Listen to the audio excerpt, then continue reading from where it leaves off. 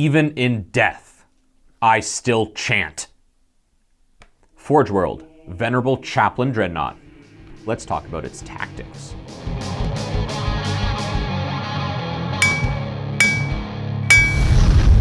Anvil of War! Let's talk tactics! What is up, guys? Thanks for joining us. Today we are talking about this Chaplain Dreadnought. So he is an emerging popular HQ choice showing up in Space Marines, having a bit of a resurgence in popularity given the new rules and the new supplements. He's a pretty nifty dude. So he is a Dreadnought, so movement 6, strength 6, toughness 7, 8 wounds, 3 up armor, 9 leadership because he's a chaplain. He has the same bonuses as the new chaplains. He can chant, he can dance, he can sing. He has Dreadnought weapon loadout options, so fisticuffs, stormbolters, heavy flamers, twin las cannon with stuff, you know, the usual Dreadnought weapon loadout. So on top of all of that other fun Dreadnought stuff, he's got a 5-up invuln save from his Reliquarius, which I believe is a dead person's Rosarius. He's got a 6-up feel no pain from being venerable. So 5-up invuln, 6-up feel no pain. So you got those two things, plus his 3-up armor and toughness 7. So he's a fairly durable little beat stick. If you want to increase his durability even more, you have the Space Marine stratagem that lets Dreadnoughts half all damage that they take. So a 6-wound las cannon becomes a 3-wound las cannon, plus the feel no pain and so on and so forth. So that really helps. If it's Psychers who are giving you a problem, just pop Armor of Contempt and ignore those mortal wounds. So there are ways to definitely abuse his durability and just further make him a tough nut to crack. All in all, very cool model. I like him a lot. I use him all the time with my Raven Guard. My preferred loadout with him is close combat weapons equipped with the twin heavy flamers. So what heavy flamer on each fist. And that's pretty much it. He's a bit expensive, so having that loadout gives him some serious punch as well as some charge defense because he is a vehicle. So if he gets bogged down and, you know, that kind of idea, having a little bit of shooting helps for that. The main purpose of him in my army, or in most armies, is that he is a scary beat stick character. Because at the end of the day, he's a robot, and he cannot be targeted because he is less than 10 wounds and has the character keyword.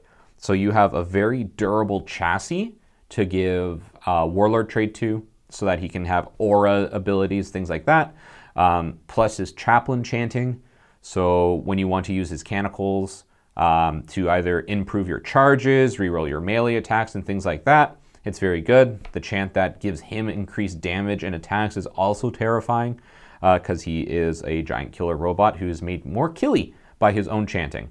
The one drawback with a character Dreadnought is they are not allowed to take relics. So that is something to keep in mind. It is just a rule for relics. It says vehicles can't be given relics, and specifically on his data slate, it has a special rule. Dreadnought character, this unit cannot be given relics. So don't try to give him a burning blade. You can't. Rewind now, talking about Raven Guard. I like to run him as my Raven Guard because I play Raven Guard, and so I have no choice. But also, the new chapter tactic works really well because outside 12 inches, he counts as being in cover, which gives a Dreadnought a 2-up armor save. So if somehow your screen gets destroyed and he's standing out in the open and people start shooting at him, he'll have a little bit better survivability on top of that. Synergy-wise is really, really interesting. So for, I'm going to mostly focus on like Raven Guard tactics. He is a character and he's a Raven Guard character, which means there is a special little secret you can do with him. As you know, with chaplains, they can only chant if they're on the battlefield. So if they're in deep strike or in a transport, things like that, they can't use their special rule. You start him on the field, he does his chant. Say, for example, +2 to charges. Now, beside him, you have a librarian who happens to know Shadow Step. So Shadow Step is an Umbermancy spell, so for the Raven Guard, that lets you select a Raven Guard character and teleport them across the field. The only caveat is that they have to end 9 inches away from an opposing unit. So say you have a big blob of Terminators drop down from teleport. They're outside 9 inches. You activate your chant, and then you cast a spell, which then teleports your Chaplain Dreadnought, over to beside or behind your Terminator squad. That Terminator squad, who just came out of Deep Strike, now only has to make a 7-inch charge instead of the standard 9-inch charge, which is a huge deal, especially when you add in rerolls. How do you get rerolls? Well, you can either use Shrike to give jump pack units rerolls, or the Raven Guard have a few other nifty tricks. The Raven's Blade is a stratagem you can use with them, where you select an enemy an enemy unit, and you get to reroll charges against that specific unit. So it doesn't work for multi-charging, but it is very good for like one-on-one fights. Say you want to like tie up a Bane Blade or some other vehicle or something, and you want to just get in there. That works. So the Chaplain is also affected by his own aura. So you drop him in 9 inches away. Now he also has to make only has to make a 7-inch charge.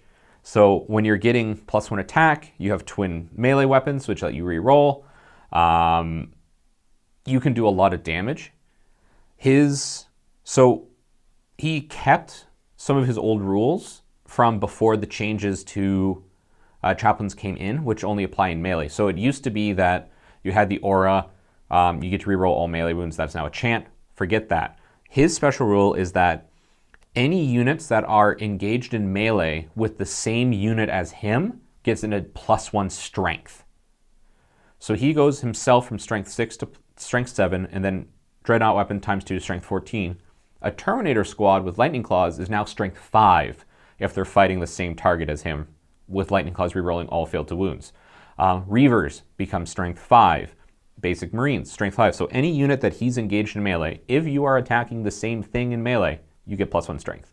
So when you pair that up with his aura abilities, the fact that he's a Dreadnought, and sort of those other fancy things I touched on, you can really see how an entire like synergistic force can be built around him.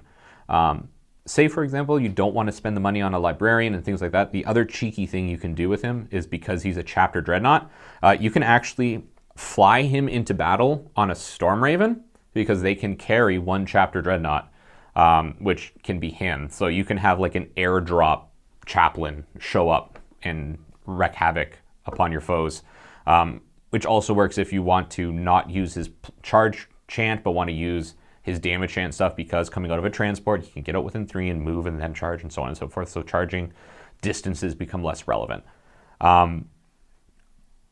Sort of in summary, as you can see, really cool model. If you pair him up with other chapters, say Iron Hands, to get all their fancy vehicle bonuses, you can see how he would be even scarier. Ignoring cover from other chapters, things like that. Like I said, I play Raven Guard. I love the Raven Guard. I love the ability with stratagems and with psychic spells to sort of bamf characters around. You can make them your Warlord, give them Warlord trait, such as the Raven Guard redeploy Warlord trait. So you put your Chaplain one place, they counter deploy with las cannons, you bamf him across the board because you don't want to be there.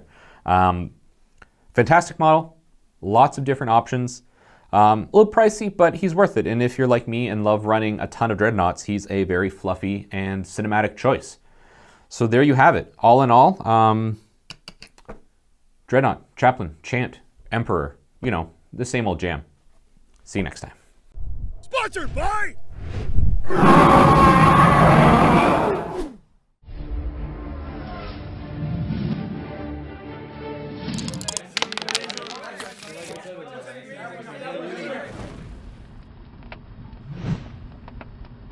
I really want your opinion on what kind of dance you think a Dreadnought would do. Leave that comment below, like, share, and subscribe.